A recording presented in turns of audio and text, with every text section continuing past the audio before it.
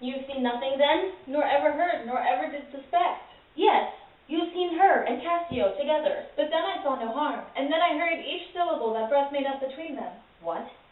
They never whisper? Never, my lord. Nor never send you away? Never. To fetch her fan, her gloves, her mask, nor nothing? Never, my lord. That's strange. I durst, my lord, to wager she's honest. Lay down my soul at stake. If you think other, remove your thoughts. It doth abuse your bosom. If any wretch have put this in your head, let heaven requite it with the serpent's curse. For if she be not honest, chaste and true, there's no man happy. The purest of their wives is foul as slander. Bid her come hither. Go. Go. She says enough, yet she's a simple bawd that cannot say as much. This is a subtle whore, a closet lock and key of villainous secrets, and yet she'll kneel and pray. My lord, what is your will? Pray, Chuck, come hither. What is your pleasure?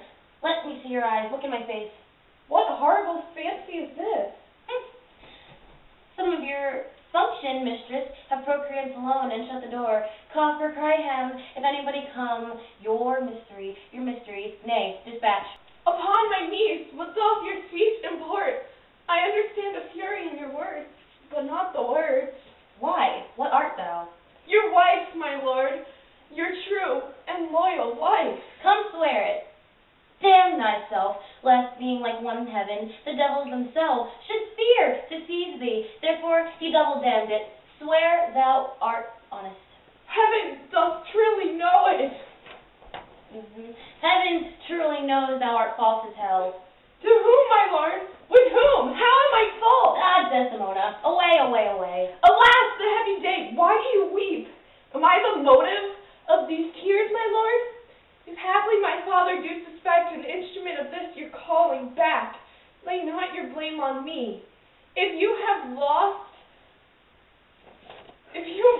him, why, I have lost him too. Had it pleased heaven to try me with affection, had he rained all kinds of sores and shames on my bare head, steeped me in poverty, and the very lips given. To captivity me and my utmost hopes, I should have found in some part of my soul a drop of patience. But alas! To make me the fixed figure of the time, to scorn to the point of his slow and moving finger, and yet I could bear that too. Well, very well.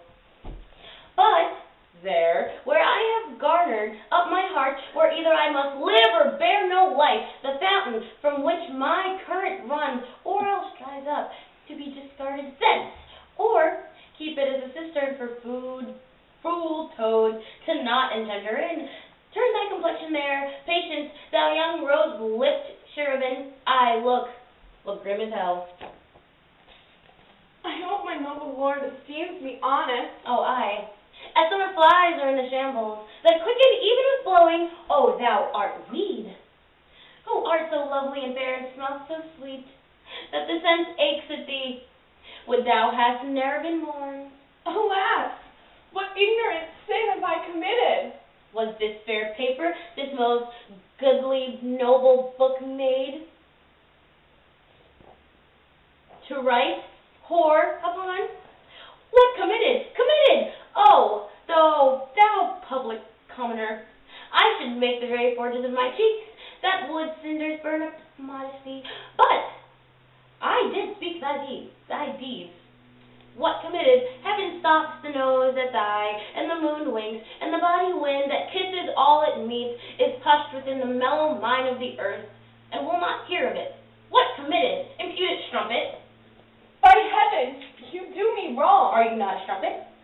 No, as I am a Christian, if I to preserve this vessel for my Lord from any other foul, unlawful touch, be not to be a strumpet, I am none. What? Not a whore? No, as I shall be saved. Is it possible?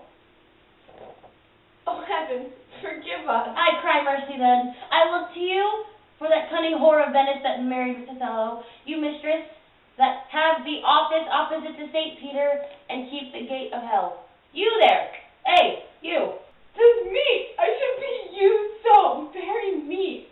How have I been behaved that he might stick the smallest of pinion on my least misuse? What is your pleasure, madam? How is it with you? I cannot tell. Those that do teach young babes to with gentle arms means an easy task. He might have chid me so, for in good faith I'm a child to chiding. What's the matter with you, lady? Alas, Iago, my lord, hath behorred her, thrown him such despite, and heavy sterns upon her, as true hearts cannot bear. Am I that name, Iago?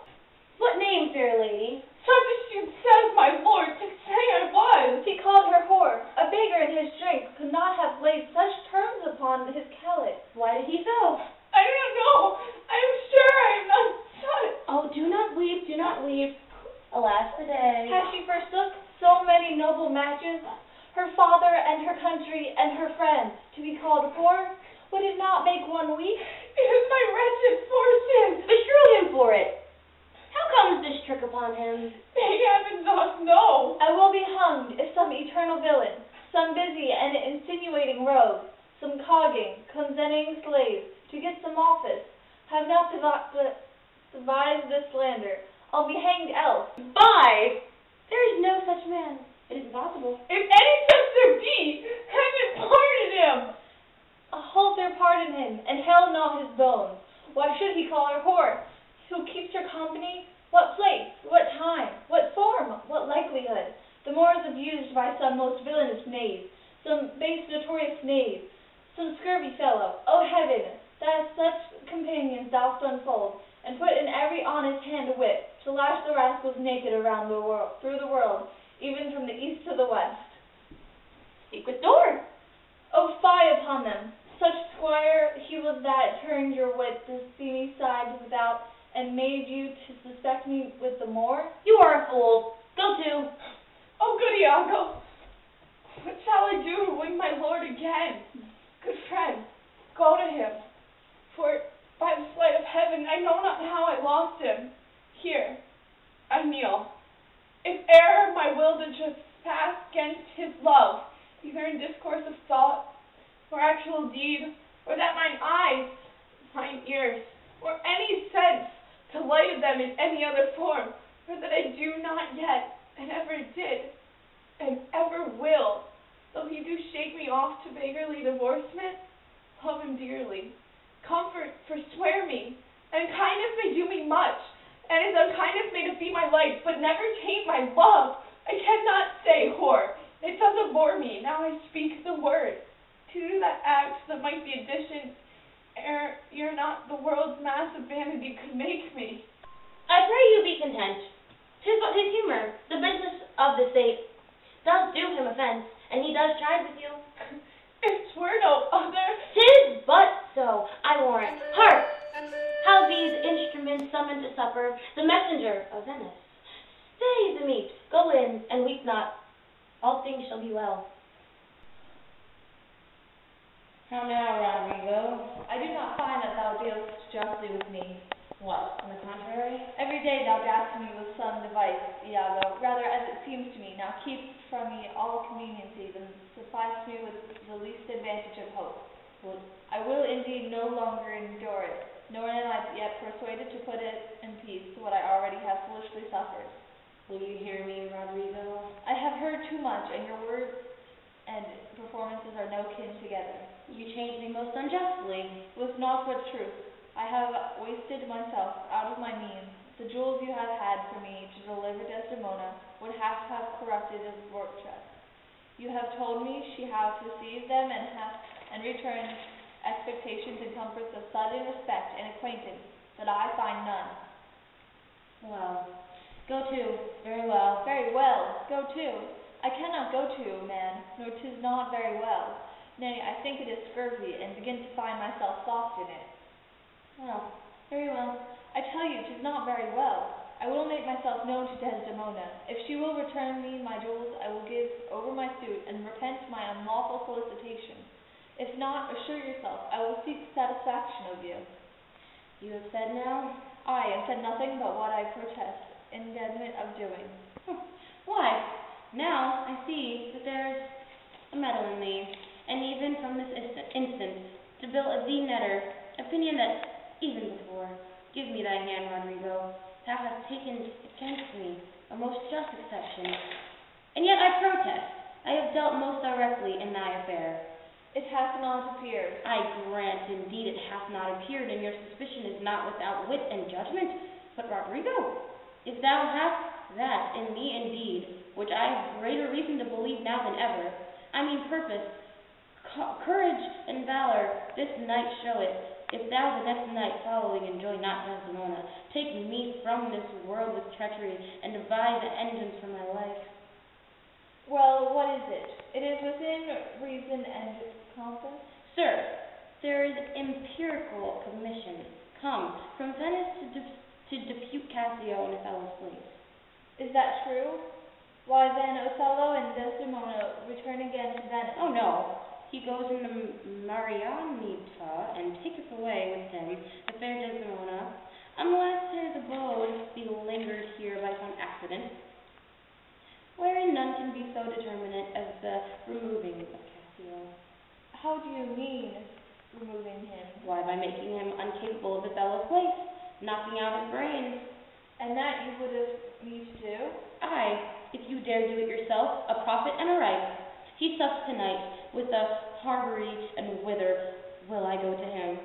You will not know yet of his honorable fortune, if you will watch his going thence, which I will fashion to fall out between 12 and 1.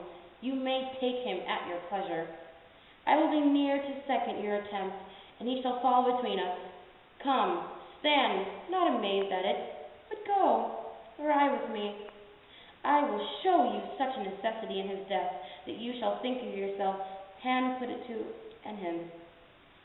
It is now high supper time, and the night grants us to wait. About it.